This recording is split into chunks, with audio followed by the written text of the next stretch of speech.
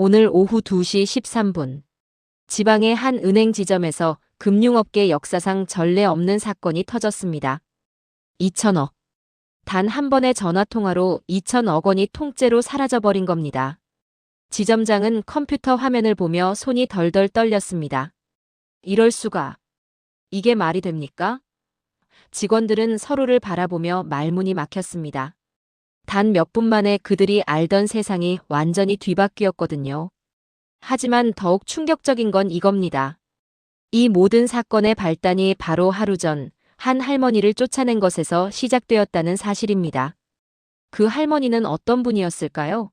낡아빠진 점퍼에 너덜너덜한 고무신을 신고 검정 비닐봉지 하나만 들고 온 평범한 노점상 할머니. 그런데 어떻게 그 할머니 때문에 2천억이 날아간 걸까요? 은행 직원들은 그날 할머니를 보며 이렇게 수군거렸습니다. 저 할머니 뭔가 수상한데? 가난한 사람이 3천만 원을 가져올 리가 없어. 혹시 보이스 피싱 당한 거 아닐까? 결국 그들은 할머니를 보안실로 끌고 갔습니다. 경찰까지 불렀죠. 3시간 동안 조사를 받게 만들었습니다. 모든 게 그 할머니의 외모 때문이었습니다. 그런데 바로 다음 날, 그 할머니와 관련된 진실이 드러나는 순간 은행의 운명이 완전히 바뀌었습니다. 정말 상상도 못할 반전이 기다리고 있거든요. 도대체 그 할머니는 누구였을까요? 왜 하루 만에 2천억이 사라진 걸까요? 그리고 이 사건이 우리 사회에 던지는 진짜 메시지는 뭘까요? 이 놀라운 이야기의 전말이 궁금하시다면 지금 당장 구독 버튼을 눌러주세요. 겉모습으로는 절대 짐작할 수 없는 놀라운 실화를 매일매일 전해드리고 있습니다. 그리고 이 이야기가 마음에 드셨다면 좋아요 버튼도 꾹 눌러주시고요. 댓글로 여러분의 생각도 들려주세요. 혹시 비슷한 경험이 있으시거나 이런 상황에서는 어떻게 하셨을지 정말 궁금하거든요. 알림 설정까지 해두시면 이런 충격적인 반전 스토리들을 가장 먼저 만나보실 수 있어요. 그럼 이제 모든 것의 시작점으로 돌아가 보겠습니다. 사건이 일어나기 하루 전 아무도 예상치 못한 그 순간으로 말이죠. 이제부터 여러분이 보시는 건 진짜 현실입니다. 때로는 영화보다 더 극적이고 소설보다 더 놀라운 현실 말이에요. 어제 오전 10시 강복자 할머니가 집 앞 골목길을 걸어 나왔습니다. 그날따라 바람이 차갑게 불어서 평소 입던 낡은 점퍼를 여며 입고 발에는 10년째 신고 다니는 고무신을 신었죠. 손에는 항상 들고 다니는 검정 비닐봉지가 있었습니다. 복자 할머니에게는 그저 평범한 하루의 시작이었습니다. 남편이 부탁한 3천만 원만 은행에 입금하면 되는 간단한 일이었거든요. 하지만 그 은행 직원들의 눈에는 전혀 다르게 보였습니다. 과연 무슨 일이 벌어질까요? 어제 오전 10시 40분. 강복자 할머니가 팔달 은행 지점 앞에 도착했습니다. 유리문을 밀고 들어서는 순간 에어컨 바람이 차갑게 얼굴을 스쳤습니다. 할머니는 무의식적으로 낡은 점퍼의 지퍼를 더 올려 당겼습니다. 발끝이 시린 걸 느끼며 고무신을 바닥에 살짝 문질렀죠. 은행 안은 조용했습니다. 정장을 차려입은 직장인 몇 명과 단정하게 옷을 갖춰 입은 중년 부인들이 의자에 앉아 순서를 기다리고 있었어요. 할머니는 그들 사이에서 왠지 모르게 작아지는 기분이 들었습니다. 번호표를 뽑는 기계 앞으로 걸어갔습니다. 47번. 할머니는 종이 쪽지를 받아들고 주변을 둘러봤습니다. 전광판에는 현재 진행 중인 번호가 떠 있었어요. 41번. 아직 6명이나 더 기다려야 했습니다. 할머니는 빈 의자를 찾아 조심스럽게 앉았습니다. 낡은 시장 바구니를 무릎 위에 올려놓고 가만히 기다렸어요. 그런데 이상한 일이 벌어졌습니다. 할머니보다 늦게 온 정장 차림의 남자가 창구로 먼저 안내를 받는 거였어요. 저기요, 제가 먼저 왔는데요. 할머니가 조심스럽게 물어봤습니다. 창구 직원인 김대리가 힐끗 할머니를 보더니 대답했습니다. 아, 저 고객분은 기업 업무로 오신 분이라 우선 처리해드리는 거예요. 할머니는 고개를 끄덕였습니다. 그럴 수도 있겠다 싶었거든요. 하지만 마음 한편으로는 뭔가 불편한 기분이 들었습니다. 10분 후 또 다른 일이 일어났습니다. 할머니보다 훨씬 늦게 온 브랜드백을 든 아주머니가 또 먼저 불려 들어가는 거였어요. 저분도 우선 업무인가요? 할머니가 다시 물어봤습니다. 이번에는 다른 직원이 대답했습니다. VIP 고객분이라 먼저 처리해드리는 거예요. 할머니는 아무 말도 하지 않았습니다. 하지만 가슴속에서 뭔가 답답한 기분이 올라왔어요. 주변에서 웅성거리는 소리가 들려왔습니다. 저 할머니 뭔가 이상하지 않아? 가난한 사람이 그런 큰 돈을 가져올 리가 없는데. 요즘 보이스피싱이 많다던데. 저런 차림으로 은행에 오다니. 할머니는 그 말들을 다 들었습니다. 가슴이 쿵쿵 뛰기 시작했어요. 손에 든 번호표가 축축해질 정도로 손바닥에 땀이 났습니다. 그때 보안 직원 2명이 할머니 쪽으로 걸어왔습니다. 할머님, 죄송하지만 잠깐 이쪽으로 와주실 수 있을까요? 할머니는 무슨 일인지 몰라 어리둥절했습니다. 저는 그냥 입금하러 왔는데요. 확인할 게 있어서요. 잠깐만 도와주세요. 보안 직원들의 말투는 정중했지만 거절할 수 없는 분위기였습니다. 할머니는 낡은 시장 바구니를 꼭 쥐고 일어났습니다. 은행 안의 모든 사람들이 할머니를 바라봤습니다. 수군거리는 소리들이 더 커졌어요. 역시 뭔가 수상했어. 경찰 불러야 하는 거 아냐? 요즘 그런 사기가 많다던데. 할머니는 그 시선들을 견디기 힘들었습니다. 평생 남에게 피해를 끼친 적도 없고 남의 것을 탐낸 적도 없었는데 왜 이런 대우를 받아야 하는지 이해할 수 없었어요. 보안실로 향하는 길이 너무나 길게 느껴졌습니다. 발걸음 하나하나가 무겁고 힘들었어요. 등 뒤에서 들려오는 웅성거림이 할머니의 마음을 더욱 아프게 만들었습니다. 그 순간 할머니는 생각했습니다. 내가 뭘 잘못했을까? 그냥 남편이 부탁한 일을 하러 온 것뿐인데. 왜 사람들이 나를 이상한 사람처럼 보는 걸까? 보안실 문 앞에 서자 할머니의 다리가 후들거렸습니다. 지금까지 살아오면서 이렇게 수치스럽고 억울한 적이 없었거든요. 하지만 할머니는 꾹 참았습니다. 울고 싶었지만 울지 않았어요. 화가 났지만 화내지 않았습니다. 그저 이 일이 빨리 끝나기만을 바랄 뿐이었죠. 과연 보안실에서는 무슨 일이 벌어질까요? 그리고 이 모든 오해는 언제쯤 풀릴까요? 보안실 문이 닫히는 소리가 할머니의 가슴을 더욱 무겁게 만들었습니다.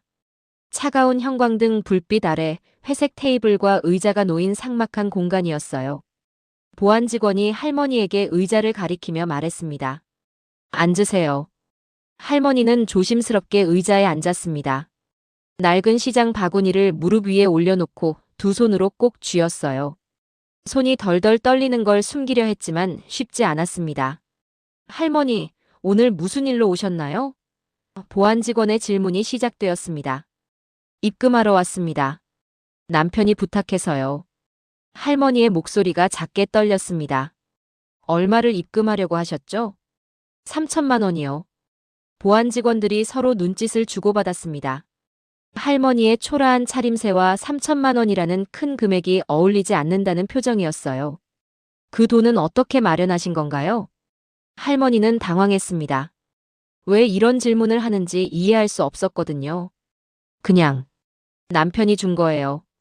남편분은 무슨 일을 하시나요? 회사를 다녀요. 어떤 회사요? 할머니는 잠시 머뭇거렸습니다. 남편의 일에 대해 자세히 말하고 싶지 않았어요.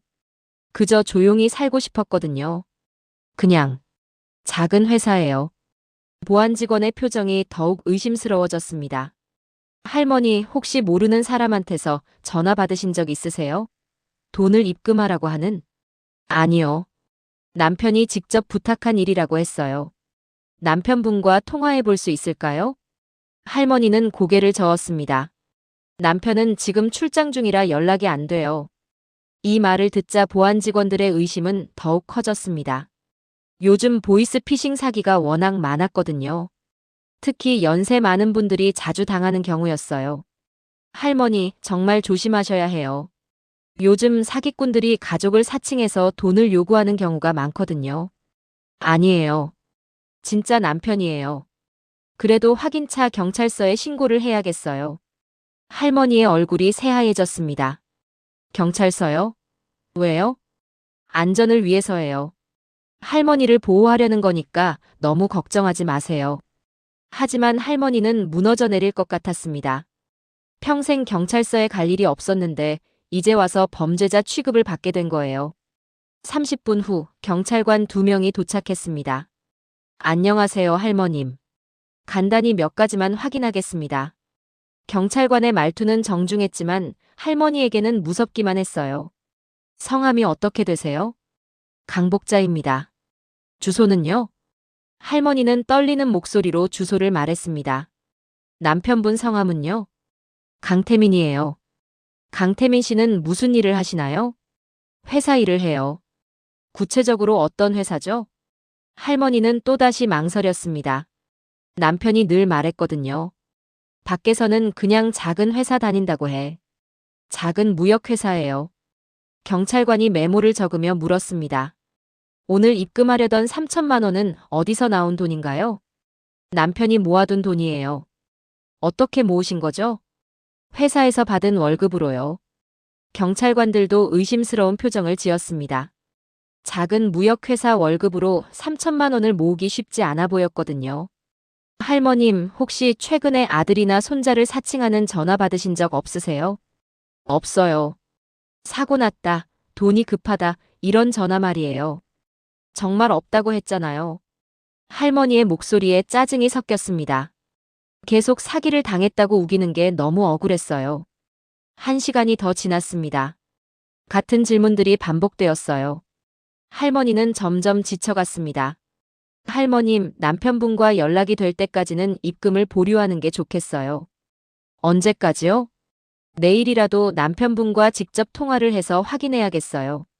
할머니는 한숨을 쉬었습니다. 이렇게 간단한 일이 왜 이렇게 복잡해지는지 모르겠었어요. 그럼 오늘은 집에 가세요. 내일 남편분과 함께 오시든지 아니면 남편분이 직접 전화해서 확인해 주시든지 해야겠어요. 할머니는 낡은 시장 바구니를 들고 일어났습니다. 다리에 힘이 빠져서 비틀거렸어요. 보안실 문을 나서자 은행 안의 시선들이 할머니에게 쏠렸습니다. 모든 사람들이 할머니를 범죄자 보듯 쳐다봤어요.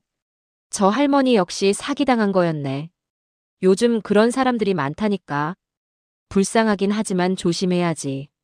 할머니는 그 시선들을 피해 서둘러 은행을 나왔습니다. 바깥 공기가 차갑게 느껴졌어요. 집으로 가는 길이 너무나 멀게만 느껴졌습니다. 평생 이렇게 창피하고 억울한 적이 없었어요. 그저 남편이 부탁한 일을 하려고 했을 뿐인데 왜 이런 대우를 받아야 하는지 모르겠었습니다. 버스 정류장에서 버스를 기다리는 동안에도 할머니는 고개를 들 수 없었습니다. 지나가는 사람들이 모두 자신을 알아볼 것 같았거든요. 저 할머니가 은행에서 사기꾼으로 의심받았던 사람이야. 그런 시선들이 온몸으로 느껴졌어요. 버스에 올라타자 승객들의 눈길이 할머니에게 향하는 것 같았습니다. 할머니는 가장 구석진 자리에 앉아 낡은 시장 바구니를 가슴에 꼭 안았습니다. 창밖을 보며 생각했어요. 나는 평생 누구에게 해를 끼친 적이 없는데. 남편과 함께 성실하게 살아왔는데. 왜 사람들은 겉모습만 보고 판단하는 걸까? 할머니는 자신의 삶을 되돌아봤습니다. 젊은 시절부터 지금까지 남편을 뒷바라지하며 살아왔어요. 아이들을 키우느라 자신을 위한 옷 한 벌 제대로 사본 적이 없었습니다. 늘 아껴 쓰고 검소하게 살았거든요. 그런 자신이 이제 와서 사기꾼으로 의심받는다니. 가슴이 답답하고 억울했어요. 눈물이 날 것 같았지만 참았습니다. 버스 안에서 우는 모습을 보이고 싶지 않았거든요. 집 앞 골목에 도착했을 때 평소 친하게 지내던 이웃 아주머니를 만났습니다. 복자 씨, 오늘 일찍 들어오네. 무슨 일 있었어? 할머니는 어떻게 대답해야 할지 몰랐습니다. 은행에서 있었던 일을 말하기도 부끄럽고 거짓말을 하기도 싫었어요. 그냥 볼일이 일찍 끝났어. 얼굴이 안 좋아 보이는데 괜찮아? 응, 괜찮아. 이웃 아주머니는 더 이상 묻지 않았습니다. 하지만 할머니는 알고 있었어요. 곧 동네에 소문이 날 것이라는 걸. 신복자 할머니가 은행에서 무슨 일이 있었던 것 같다더라. 집에 도착한 할머니는 현관문을 열고 들어서자마자 주저앉고 싶었습니다. 하지만 참았어요. 그 대신 부엌으로 가서 찬물 한 컵을 마셨습니다. 거울에 비친 자신의 모습을 보니 더욱 초라해 보였습니다. 낡은 점퍼, 헝클어진 머리, 지친 얼굴. 내가 이렇게 볼품 없어 보이는구나. 할머니는 그제서야 깨달았습니다. 사람들이 왜 자신을 이상하게 봤는지를. 돈 많은 사람들은 이렇게 입고 다니지 않으니까요. 브랜드백을 들고 깔끔한 옷을 입고 정돈된 모습으로 다니니까요. 하지만 그렇다고 해서 자신이 사기꾼은 아니잖아요. 가난하다고 해서 범죄자가 되는 건 아니잖아요. 할머니는 이런 현실이 너무나 슬펐습니다. 남편에게 전화를 걸어야 했지만 차마 손이 가지 않았어요. 어떻게 말해야 할지 모르겠었거든요. 여보, 나 오늘 은행에서 사기꾼으로 의심받았어. 경찰까지 와서 조사받았어. 사람들이 모두 나를 이상한 사람으로 봤어. 이런 말을 어떻게 할 수 있을까요? 남편이 얼마나 상심할지 뻔했어요. 자신 때문에 부인이 그런 굴욕을 당했다는 걸 알면 얼마나 괴로워할까요? 할머니는 그날 저녁 내내 식사를 할 수 없었습니다. 목구멍으로 음식이 넘어가지 않았어요. 계속 은행에서의 일이 떠올랐거든요. 특히 사람들이 자신을 바라보던 그 시선들이 잊혀지지 않았습니다. 경멸하는 듯한 시선, 의심하는 시선, 불쌍해하는 시선. 그 모든 시선들이 할머니의 마음에 깊은 상처를 남겼어요. 밤이 깊어갔지만 할머니는 잠을 이룰 수 없었습니다. 침대에 누워서도 계속 생각했어요. 내일은 어떻게 될까? 남편이 직접 가야 하는 건가? 그럼 남편도 사람들 앞에서 창피를 당하는 건가? 할머니는 남편이 미안했습니다. 자신 때문에 남편까지 고생하게 될 것 같았거든요. 새벽 2시가 넘어서야 할머니는 잠깐 잠들 수 있었습니다. 하지만 꿈속에서도 은행 직원들과 경찰관들이 나타나 자신을 의심하는 꿈을 꿨어요. 아침이 되자 할머니는 거울을 보며 다짐했습니다. 오늘은 좀 더 단정하게 입고 가자. 그래야 사람들이 나를 이상하게 보지 않을 거야. 하지만 옷장을 열어봐도 변변한 옷이 없었습니다. 평생 자신을 위해 돈을 쓴 적이 거의 없었거든요. 그래도 가장 깨끗한 옷을 골라 입었어요. 과연 오늘은 어떻게 될까요? 남편은 이 일을 어떻게 생각할까요? 그리고 이 작은 오해가 얼마나 큰 파장을 일으킬지 아무도 예상하지 못했습니다. 다음 날 오전 9시. 팔달 은행 지점은 평소와 다름없이 문을 열었습니다. 김 대리는 어제 있었던 할머니 일을 거의 잊고 있었어요. 그냥 평범한 보이스 피싱 의심 사례 중 하나일 뿐이라고 생각했거든요. 커피를 마시며 하루 업무를 시작했습니다. 박 지점장도 마찬가지였어요. 어제의 일이 특별할 것 없다고 여겼습니다. 오히려 직원들이 보안에 신경 쓴 걸 칭찬해야 한다고 생각했죠.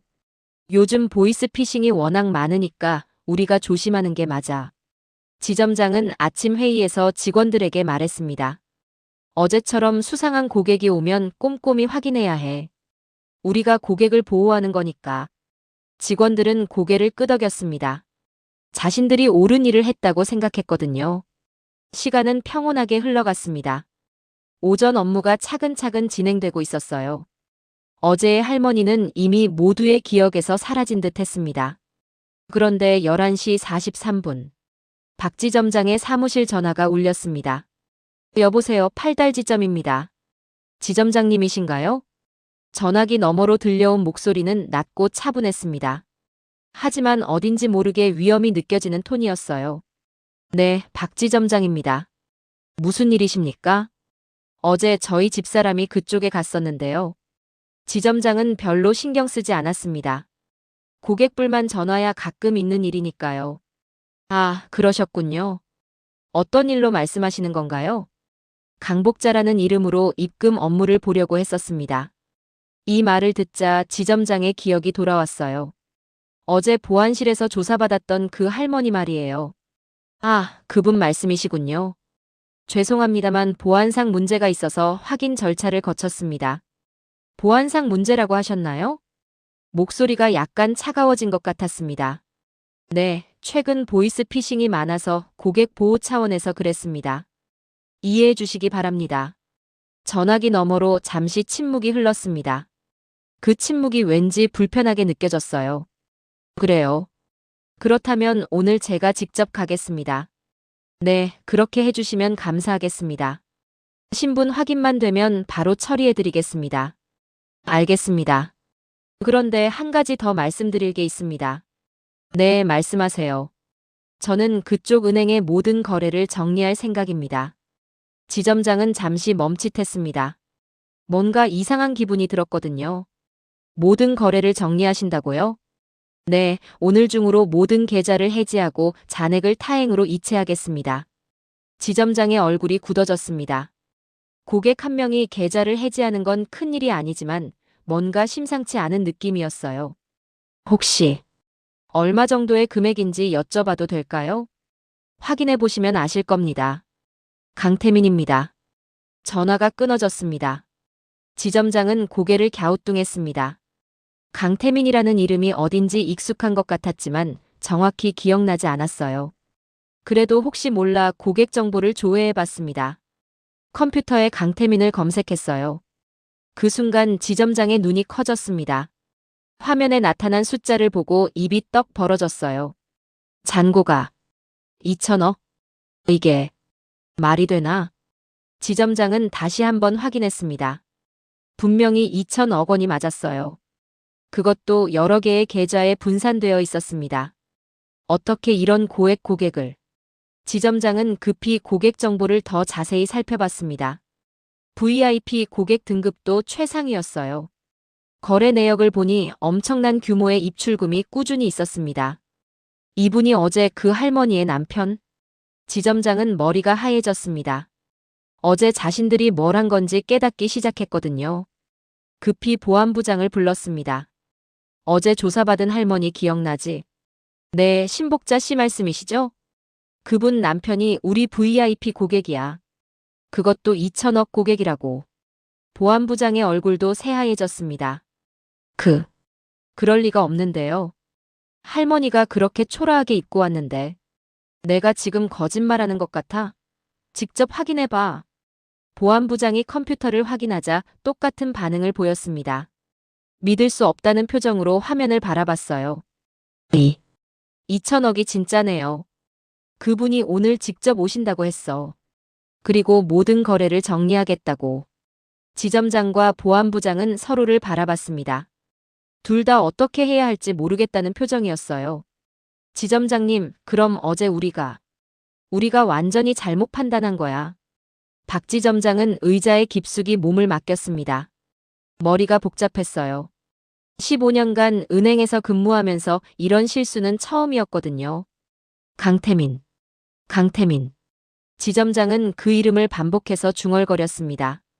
분명 어디서 들어본 이름인데 정확히 기억나지 않았어요. VIP 고객 명단을 다시 한번 살펴봤습니다.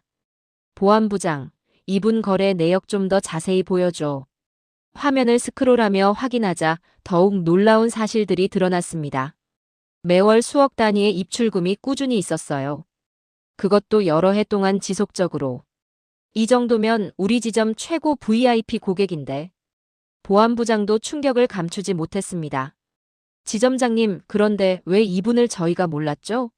VIP 고객이면 당연히 알아야 하는 거 아닌가요? 그러게 말이야.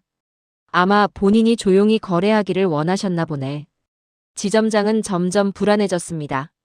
이런 고액 고객을 제대로 관리하지 못한 것도 문제지만 그 부인을 의심 고객으로 취급한 것은 더 큰 문제였어요. 다른 직원들에게는 아직 알리지 말자.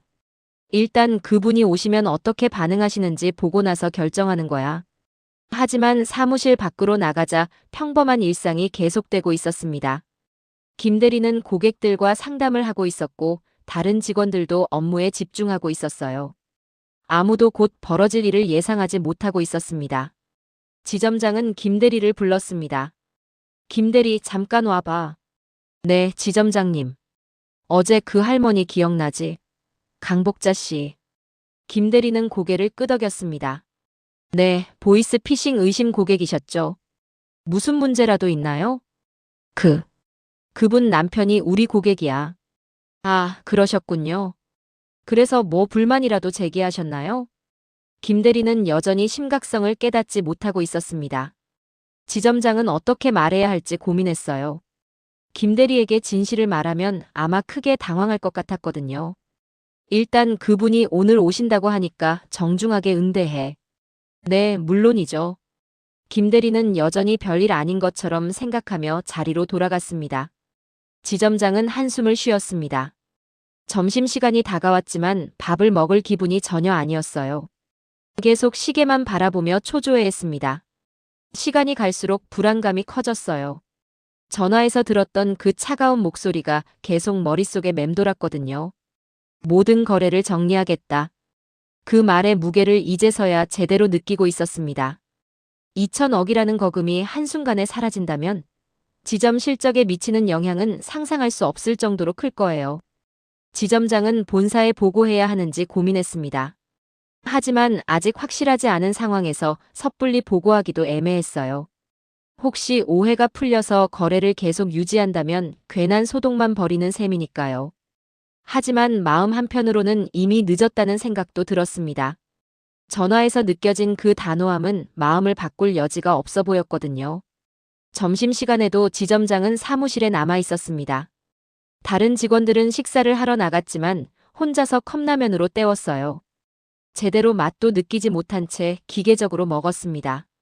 오후 1시가 되자 더욱 초조해졌습니다. 전창우 씨가 언제 올지 정확히 말하지 않았거든요. 오늘 중으로라고만 했으니 언제든 나타날 수 있었어요. 지점장은 창밖을 내다봤습니다. 혹시 고급 승용차라도 오는지 살펴봤지만 평범한 거리 풍경뿐이었어요. 그때 보안부장이 다시 사무실로 들어왔습니다. 지점장님, 혹시 강태민 씨에 대해 더 알아봤는데요. 뭔가 나왔어? 인터넷으로 검색해보니까 이분이 지역기업인 연합회 회장이시네요. 지점장의 얼굴이 더욱 굳어졌습니다. 기업인 연합회 회장. 네, 그리고 여러 기업의 회장직을 겸하고 계시고요. 지역 경제계에서는 꽤 알려진 분이신 것 같아요. 이제 지점장은 정말로 심각성을 깨달았습니다. 단순한 VIP 고객이 아니라 지역 경제계 인사였던 거예요. 이런 분의 부인을 사기꾼으로 의심했다니. 우리 완전히 끝났네. 지점장은 머리를 감출습니다. 이런 일이 알려지면 은행 이미지에 치명적인 타격이 될 것 같았어요. 오후 1시 30분. 은행 안은 여전히 평온했습니다. 고객들이 드문드문 들어와 업무를 보고 나가고 있었어요. 하지만 지점장 사무실은 긴장감으로 가득했습니다. 시계 바늘이 움직일 때마다 심장이 두근거렸거든요. 과연 강태민 씨는 어떤 분일까요? 정말로 모든 거래를 정리할 생각인 걸까요? 그리고 2천억이라는 거금이 정말 사라지게 되는 걸까요? 오후 2시. 은행 직원들은 아직 아무것도 모르고 있었습니다. 곧 벌어질 일을 전혀 예상하지 못한 채로 말이에요. 하지만 지점장만은 알고 있었습니다. 곧 그들의 평온한 일상이 완전히 뒤바뀔 것이라는 걸. 오후 2시 15분. 8달 은행 지점의 유리문이 조용히 열렸습니다. 한 남자가 들어왔어요. 70대로 보이는 그 남자는 특별해 보이지 않았습니다. 단정하지만 화려하지 않은 회색 정장을 입고 있었고 들고 있는 가방도 평범해 보였어요. 하지만 그가 걸어오는 모습에는 뭔가 다른 게 있었습니다. 조용하면서도 확고한 걸음걸이. 주변을 둘러보지도 않고 직진하는 시선. 말없는 위험이 느껴졌어요. 창구 직원인 김대리가 그를 보며 생각했습니다. 어제 그 할머니 남편분이 오시나? 남자는 직접 김대리에게 다가왔습니다. 안녕하세요. 목소리는 낮고 차분했어요. 어제 전화에서 들었던 바로 그 목소리였습니다.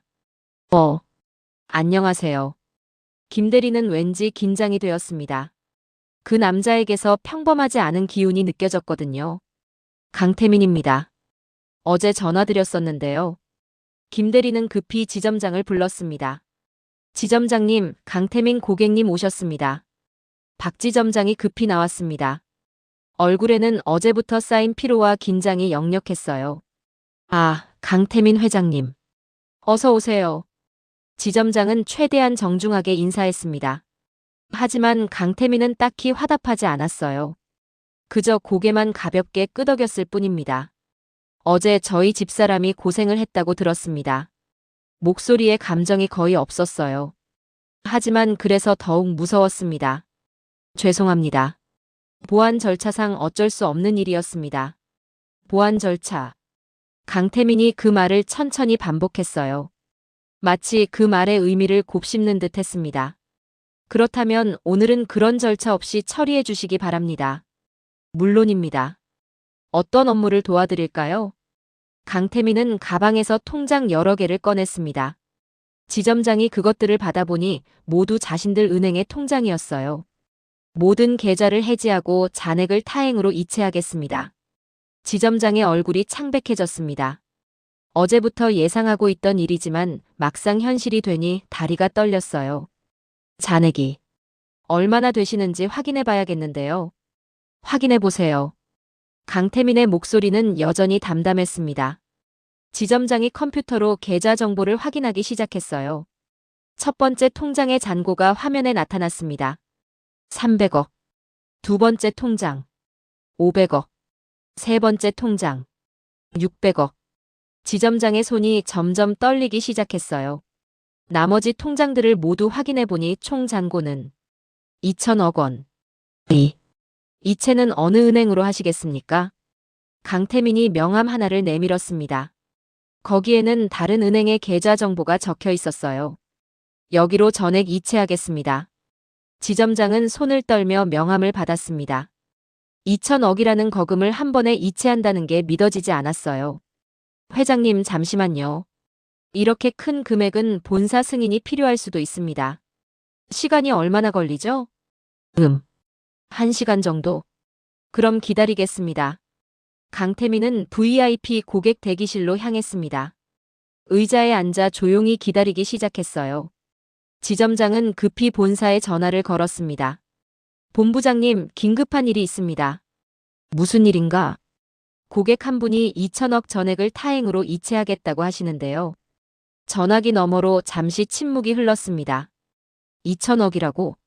네, 맞습니다. 그게 도대체 무슨 이유인가? 지점장은 어제 있었던 일을 간략하게 설명했어요. 할머니를 의심해서 조사한 일, 그분이 VIP 고객의 부인이었다는 사실.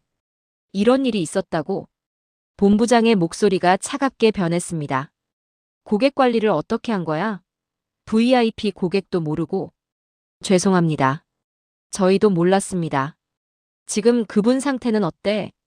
지점장이 대기실을 힐끗 보니 강태민이 조용히 앉아 있었어요. 신문을 읽고 있는 모습이 평온해 보였지만 왠지 더 무서웠습니다. 매우 침착하세요. 화를 내지도 않고 조용히 기다리고 계십니다. 그게 더 문제야. 진짜 화가 난 고객은 소리 지르지 않거든. 본부장의 말을 들으니 지점장은 더욱 불안해졌어요. 어떻게 할까요? 일단 이체는 막을 수 없어. 고객이 원하는 거니까. 대신 최대한 정중하게 처리하고. 네, 알겠습니다. 그리고 이 일은 절대 외부로 새어나가면 안 돼. 언론에라도 알려지면 큰일이야. 전화가 끊어졌습니다. 지점장은 한숨을 쉬었어요. 2천억이 빠져나가는 것도 문제지만 더 큰 문제는 이것이 시작에 불과할 수도 있다는 것이었습니다.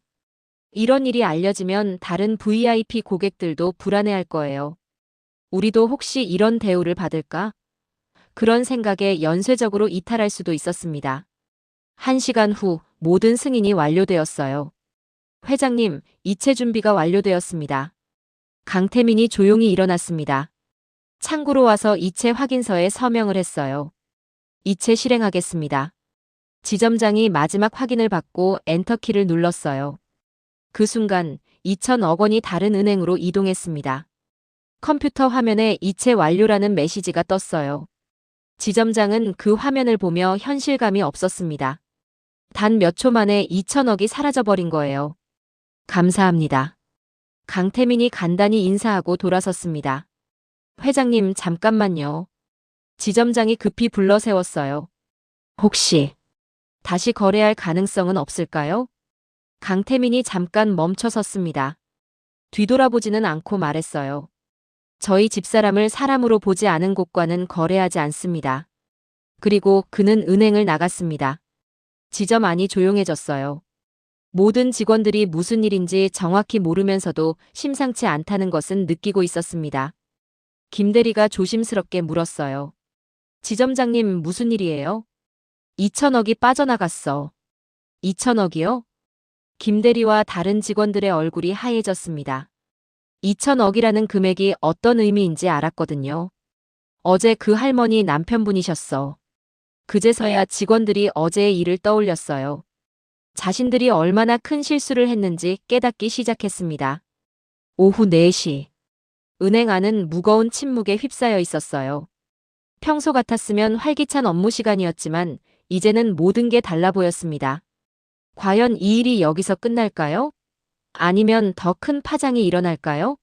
그 답은 곧 알 수 있을 것이었습니다. 한도윤이 은행을 나간 지 10분 후. 박문태 지점장은 여전히 컴퓨터 화면을 멍하니 바라보고 있었어요. 이체 완료라는 메시지가 계속 눈에 들어왔습니다. 2천억이라는 숫자가 현실처럼 느껴지지 않았어요. 김 대리가 조심스럽게 다가왔습니다. 지점장님, 그분이 정말 어떤 분이세요? 지점장은 한숨을 쉬며 대답했어요. 한성정밀 회장이야. 한성정밀요? 다른 직원들도 하나둘씩 모여들었어요. 모두가 심상치 않다는 걸 느끼고 있었거든요. 그런 분의 부인을 우리가. 김 대리의 말이 끝나기도 전에 지점장의 휴대폰이 울렸어요. 본부장에게서 온 전화였습니다. 이체는 완료됐나? 네, 방금 끝났습니다. 그분 반응은 어땠어? 조용히 나가셨습니다. 마지막에 한마디 하시긴 했는데. 뭐라고? 집사람을 사람으로 보지 않은 곳과는 거래하지 않는다고 하셨습니다. 전화기 너머로 긴 침묵이 흘렀어요. 이거 큰일이네. 혹시 언론에 알려지면 그런 일은 없을 거라고 생각하는데요. 아니야. 한도윤 회장이 어떤 분인지 알아? 지점장은 고개를 갸우뚱했어요. 한성정밀 회장이라는 것 외에는 잘 몰랐거든요. 한성정밀그룹 회장이야. 지역 최대 기업 집단 중 하나고. 지점장의 얼굴이 더욱 하얘졌어요. 그분이 한림회 회장이기도 해. 지역 기업인들 모임 말이야. 한림회. 지점장은 그 이름을 들어본 적이 있었어요. 지역에서 가장 영향력 있는 기업인들의 모임이었습니다. 설마 다른 회원들도. 우리 은행 VIP 고객이 대부분이야. 적어도 수십 명은 될 거고. 지점장은 머리가 하얘졌어요. 한도윤 회장이 이 일을 한림회에 알리기라도 하면. 본부장님, 어떻게 해야 할까요? 일단 사과부터 해야겠어. 내가 직접 가서 만나 뵙겠다. 그럼 저도. 아니야, 너는 지점 지키고 있어. 그리고 직원들한테 절대 입단속 시켜. 이 일이 새어나가면 안 돼. 전화가 끊어진 후 지점장은 직원들을 모았어요. 오늘 있었던 일은 절대 외부에 말하면 안 돼. 알겠지? 네, 알겠습니다. 하지만 이미 늦었어요. 은행 밖에서 이 모든 걸 지켜본 사람이 있었거든요. 서울도시일보 기자인 민지훈이었습니다. 평소 시내 은행가를 자주 돌아다니며 경제뉴스 거리를 찾고 있었는데 오늘 세영은행에서 뭔가 이상한 기운을 느꼈어요. 특히 VIP 대기실에 앉아있던 그 남자가 궁금했어요. 얼굴을 어디서 본 것 같았거든요. 민지훈은 재빨리 사진을 찍어 검색해봤습니다. 그리고 놀라운 사실을 발견했어요. 한도윤 회장. 한성정밀그룹 회장이자 한림회 회장인 한도윤이 평일 오후에 일반 은행 지점에 왔다는 것. 그것도 상당히 심각한 표정으로. 민지훈은 직감했어요. 여기에 뭔가 큰 이야기가 숨어 있다는 걸. 그는 은행 주변에서 기다렸습니다. 혹시 관련자를 만날 수 있을까 해서요. 마침 퇴근하는 은행 직원 중 한 명과 마주쳤어요. 평소 안면이 있던 사람이었습니다. 오늘 한도윤 회장님이 오셨다면서요? 직원은 깜짝 놀라며 둘러봤어요. 어떻게 알았어요? 제가 봤거든요. 무슨 일로 오신 거예요? 그건 말할 수 없어요. 하지만 민지우는 포기하지 않았어요. 몇 가지 질문을 더 던지면서 정보를 얻어냈습니다. VIP 고객이셨나 보죠? 직원이 고개를 끄덕였어요. 큰 거래를 하셨나요? 직원의 표정이 굳어졌어요. 기자분이시죠? 정말 말할 수 없어요. 혹시 계좌 해지하신 건가요? 직원이 깜짝 놀라는 표정을 보이자 민지우는 확신했어요. 바로 그거였습니다. 금액이 상당했나 보네요. 제발. 기사 쓰지 마세요. 직원의 반응을 보니 더욱 확실해졌어요. 상당한 금액의 계좌 해지가 있었다는 것. 민지우는 더 자세한 내용을 알아내기 위해 취재를 시작했어요. 한편 그날 저녁 한림의 회원들의 휴대폰에 메시지가 하나씩 들어왔습니다. 한도윤 회장이 보낸 메시지였어요. 내일 저녁 모임에서 중요한 이야기가 있습니다. 꼭 참석해 주시기 바랍니다. 한림의 회원들은 궁금해했어요. 평소 과묵한 한 회장이 이렇게 긴급하게 모임을 소집하는 것은 흔한 일이 아니었거든요. 무슨 일일까? 혹시 큰 사업 이야기인가? 아니면 정치적인 문제? 하지만 아무도 정확한 이유를 알 수 없었어요. 그 시각 한도윤은 집에서 부인 정미순과 대화하고 있었어요. 여보, 미안해. 내 때문에 고생했네. 정미순은 고개를 저었어요. 당신 잘못이 아니에요. 제가 초라해 보여서 그런 거죠. 아니야. 사람을 겉모습으로 판단하는 게 잘못된 거야. 한도윤의 목소리에는 분노가 섞여 있었어요. 하지만 부인 앞에서는 최대한 참고 있었습니다. 이제 그만 잊어요. 잊을 수 없어. 내 아내를 범죄자 취급한 걸. 한도윤은 결심했어요. 이 일을 그냥 넘어갈 수 없었습니다. 단순히 개인적인 감정 때문이 아니었어요. 이런 일이 다시 일어나지 않도록 해야 한다는 사명감 때문이었습니다. 다음 날 아침, 민지훈 기자는 더 많은 정보를 수집했어요. 한도윤 회장이 세영은행에서 거액의 계좌를 해지했다는 것. 그 이유가 부인에 대한 부당한 대우 때문이라는 것. 이거 대박 기사가 되겠는데. 민지훈은 기사 작성을 시작했어요. 하지만 좀 더 확실한 정보가 필요했습니다. 그런데 그때 뜻밖의 제보가 들어왔어요. 세영은행 내부 직원으로부터였습니다. 기자님, 더 큰 이야기가 있어요. 더 큰 이야기요? 은행 직원들 단체 대화방에 올라온 내용들이 있거든요. 그 할머니를 조롱하는. 민지훈의 눈이 번쩍였어요. 이제 진짜 폭탄급 기사가 될 것 같았습니다. 과연 이 일이 어디까지 퍼져나갈까요? 그리고 세영은행은 어떤 시련을 맞게 될까요? 한도윤 회장의 진짜 정체가 드러나면서 더 큰 폭풍이 몰아치기 시작했어요. 다음 날 오전 10시. 민지훈 기자는 카페에서 세영은행 내부 직원을 만났어요. 그 직원은 막내 창구 직원인 서지안이었습니다. 그녀는 신경질적으로 주변을 둘러보더니 휴대폰을 꺼냈어요. 기자님, 이거 보세요. 화면에는 은행 직원들의 단체 대화방이 열려 있었어요. 대화방 이름은 팔달 가족방이었습니다. 스크롤을 내리자 어제 오후부터 시작된 대화들이 보였어요. 오늘 그 할머니 때문에 난리 났네. 키읔키읔. 진짜 사기꾼인 줄 알았는데. 아니 그런데 정말 회장 부인이었어? 말도 안 되는데 시장 바구니 할매가 회장 부인. 키읔키읔키읔키읔. 민지훈의 눈이 번쩍였어요. 이거 언제 올라온 거예요? 어제 저녁부터요. 더 심한 것도 있어요. 서지안이 계속 스크롤을 내렸어요. 지점장님 얼굴 봤어? 완전 하얘지던데. 키읔키읔. 2천억 빠진다니까. 당연하지.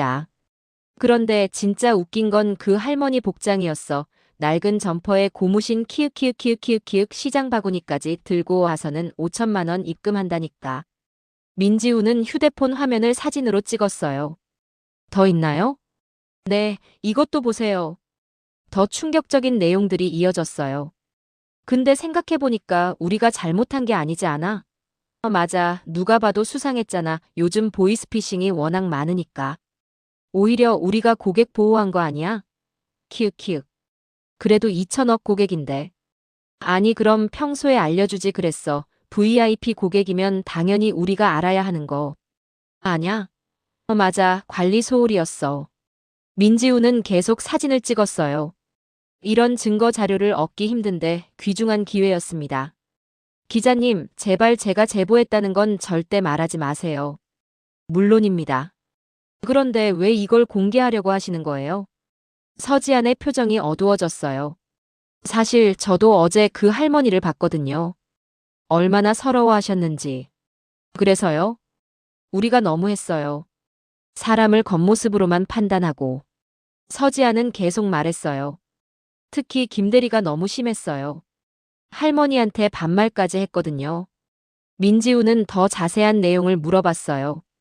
서지아는 어제 있었던 일을 생생하게 설명했습니다.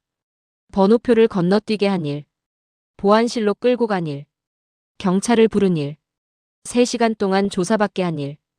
그 할머니가 나갈 때 눈물을 참고 계셨어요. 그 모습을 보니까 정말 미안했거든요. 민지우는 충분한 정보를 얻었다고 판단했어요. 감사합니다. 기사 나가면 연락드릴게요. 오후 2시. 민지우는 신문사 사무실에서 기사를 작성하기 시작했어요. 제목부터 신중하게 정했습니다. 시장 바구니 든 할머니를 사기꾼으로 몰아. 2천억 고객 이탈. 본문에는 어제 있었던 일의 전말을 자세히 적었어요. 그리고 가장 중요한 부분인 직원 대화방 내용을 공개했습니다. 물론 개인정보는 모두 가렸어요. 하지만 조롱하는 내용들은 그대로 실었습니다. 시장 바구니 할매가 회장 부인 낡은 점퍼에 고무신 누가 봐도 수상했잖아. 이런 표현들을 보면 누구든 분노할 수밖에 없었어요. 기사를 다 쓰고 나서 민지우는 편집장에게 보고했습니다. 이거 대박 기사네. 바로 온라인에 올려. 오후 4시. 기사가 온라인에 게재되었어요. 제목만 봐도 충격적이었습니다. 한성정밀 회장 부인, 은행서 사기꾼 취급받아.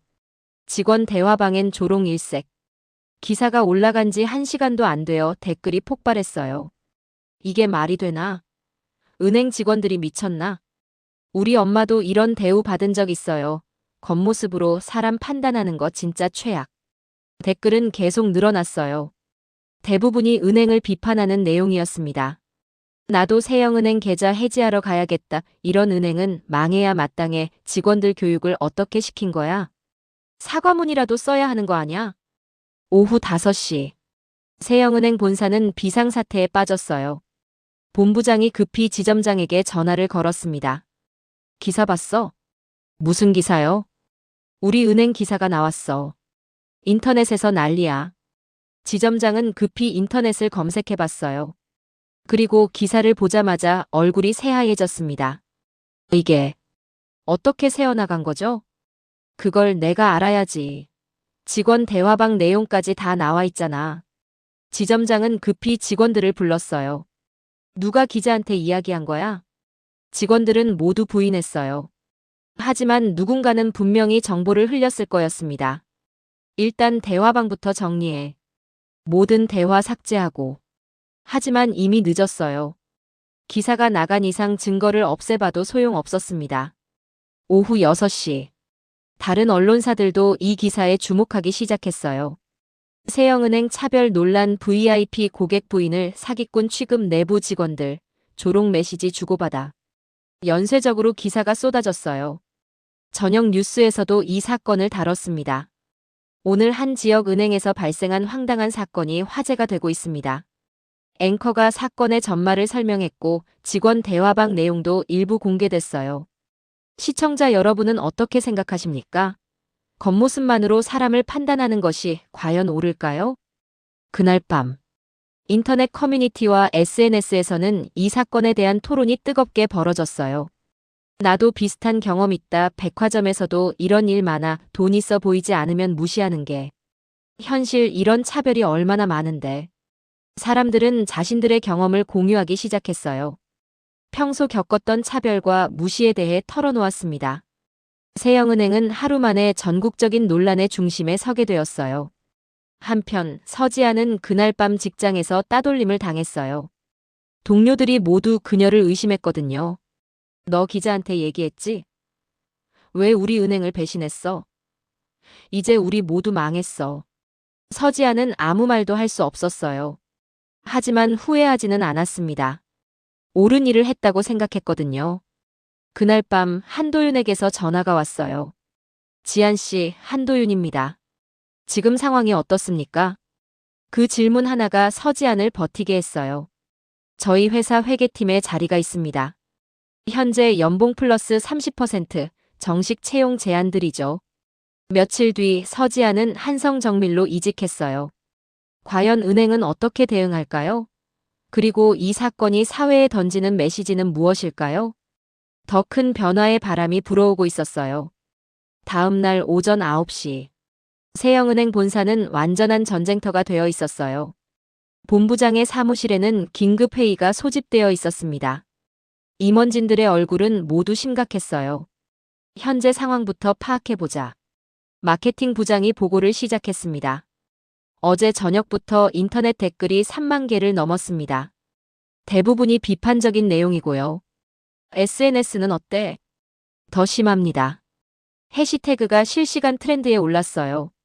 세영은행 차별 시장 바구니 할머니 이런 키워드들이요. 본부장은 머리를 감쌌어요. 고객 이탈 현황은? 그게 더 심각합니다. 고객 관리팀장이 떨리는 목소리로 보고했어요. 어제 저녁부터 계좌 해지 문의가 폭주하고 있습니다. 콜센터가 마비 상태예요. 얼마나 많은데? 현재까지 300건 넘게 들어왔고 실제 해지 처리도 50건 정도 됩니다. 하지만 이것은 시작에 불과했어요. 오전 10시. 한림의 사무실에서는 긴급 전화회의가 열리고 있었어요. 한 회장님이 말씀하신 게 이 일이었군요. 한림의 부회장인 고동섭이 말했어요. 어제 뉴스 보고 깜짝 놀랐습니다. 나도 마찬가지야. 우리 부인들이 똑같은 대우를 받을 뻔했다는 생각이 드니까 소름이 끼치더라. 다른 회원들도 한 목소리로 분노를 표했어요. 은행이 고객을 이런 식으로 대한다니.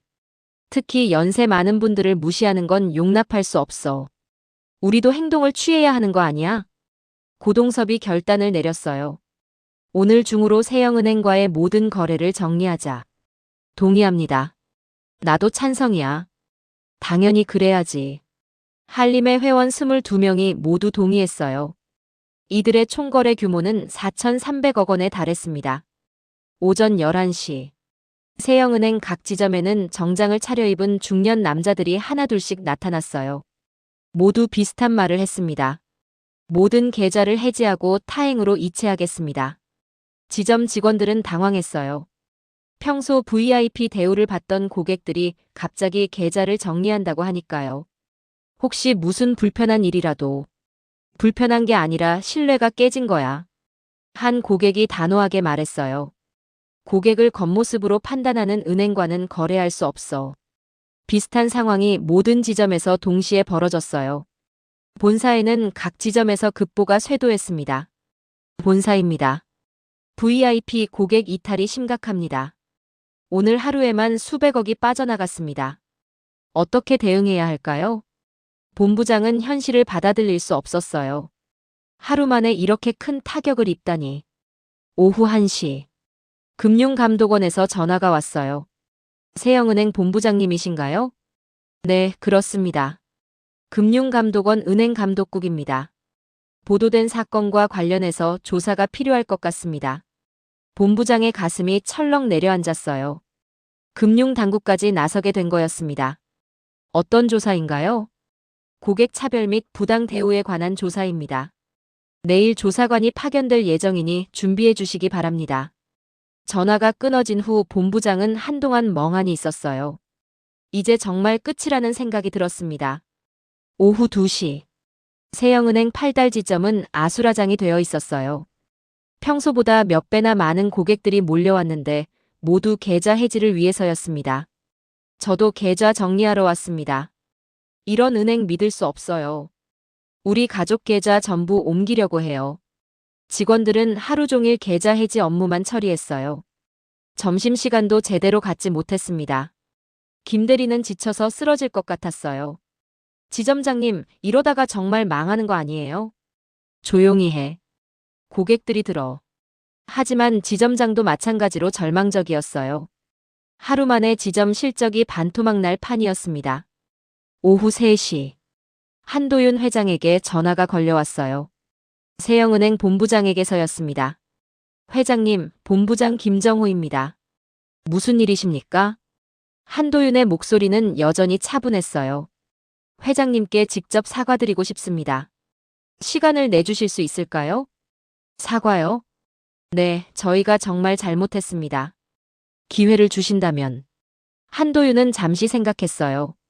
사과는 저에게 하는 게 아닙니다. 네. 제 아내에게 해야죠. 그리고 비슷한 대우를 받은 모든 고객에게. 물론입니다. 부인께도. 그리고 진심 어린 사과가 아니면 의미 없습니다. 한도윤은 전화를 끊었어요. 오후 4시. 은행 내부에서는 책임 공방이 시작됐어요. 이런 일이 왜 생긴 거야? 고객 관리를 제대로 안 해서 그렇지. VIP 고객인지도 모르고.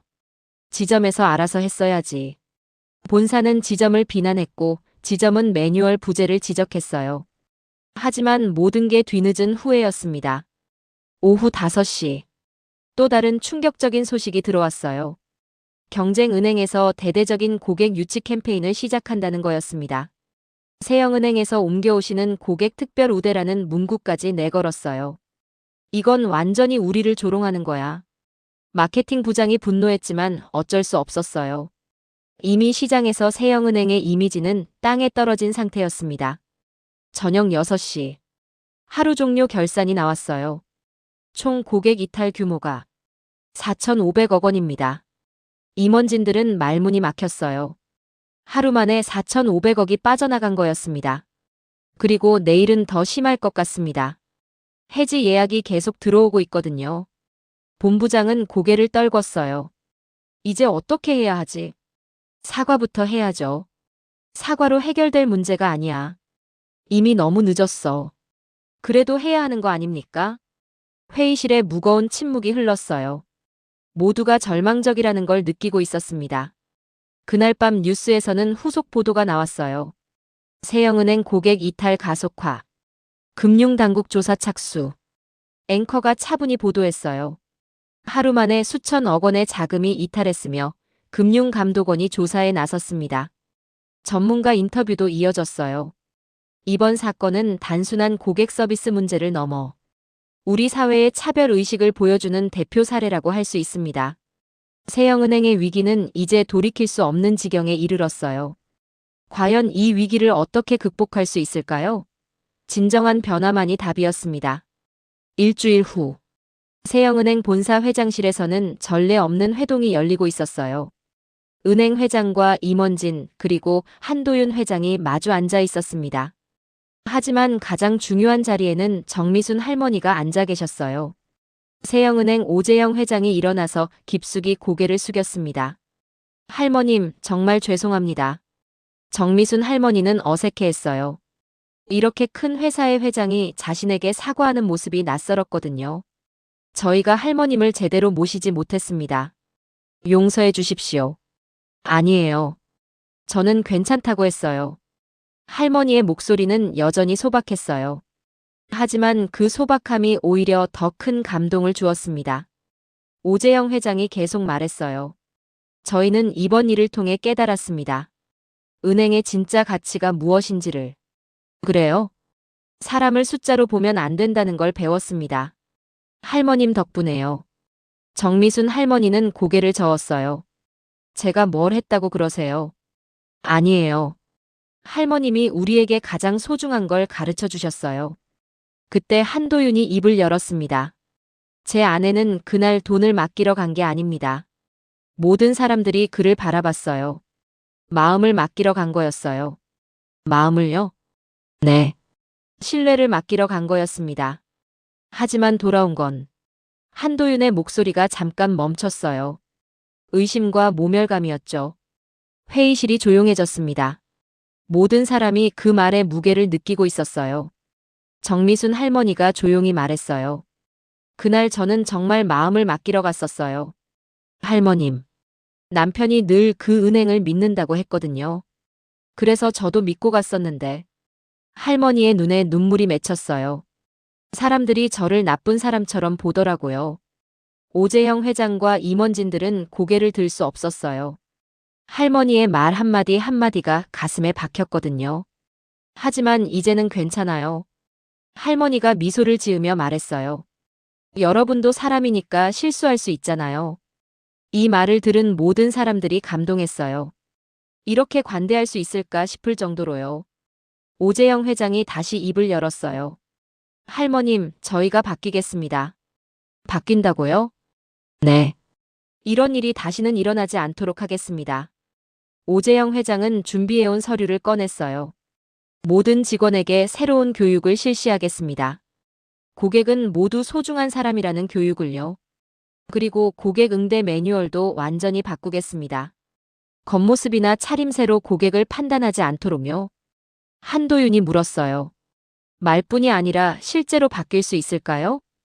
보여드리겠습니다. 행동으로 증명하겠습니다. 그때 본부장이 보고했어요. 어제부터 모든 지점에 새로운 안내문을 붙였습니다. 어떤 내용인가요? 모든 고객을 가족처럼 정중히 모시겠습니다. 라고 적혀 있어요. 정미순 할머니가 고개를 끄덕였어요. 좋은 생각이네요. 그리고 할머님께서 원하신다면 오재영 회장이 조심스럽게 말했어요. 다시 저희 은행을 믿어주실 수 있을까요? 한도윤과 정미순이 서로를 바라봤어요. 잠시 후 한도윤이 대답했습니다. 진심이 느껴진다면 다시 시작해 볼 수 있겠죠. 정말입니까? 단 조건이 있습니다. 말씀해 주세요. 앞으로는 모든 고객을, 정말 모든 고객을 똑같이 대해 주세요. 부자든 가난한 사람이든 젊은 사람이든 나이 많은 사람이든 약속드립니다. 그리고 직원들도 그렇게 교육해 주세요. 사람을 사람으로 보는 것부터 시작하라고. 오재영 회장은 깊숙이 고개를 숙였어요. 명심하겠습니다. 한 달 후. 놀라운 일이 벌어졌어요. 한도윤이 다시 세영은행에 2천억을 예치한 거였습니다. 하지만 이번에는 조건이 있었어요. 이 돈의 일부를 어려운 고객들을 위해 써주세요. 어려운 고객들이요? 네.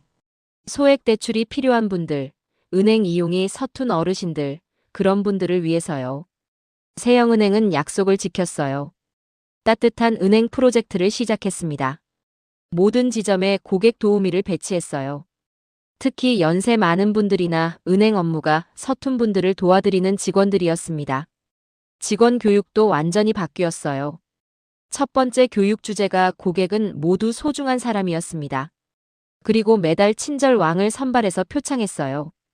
고객을 가장 정중하게 모신 직원을 뽑는 거였습니다. 김대리도 달라졌어요. 어느 날 낡은 옷을 입고 온 할아버지 고객에게 이렇게 말했어요. 어르신 편하게 앉으세요. 제가 찬찬히 도와드릴게요. 그 할아버지는 감동했어요.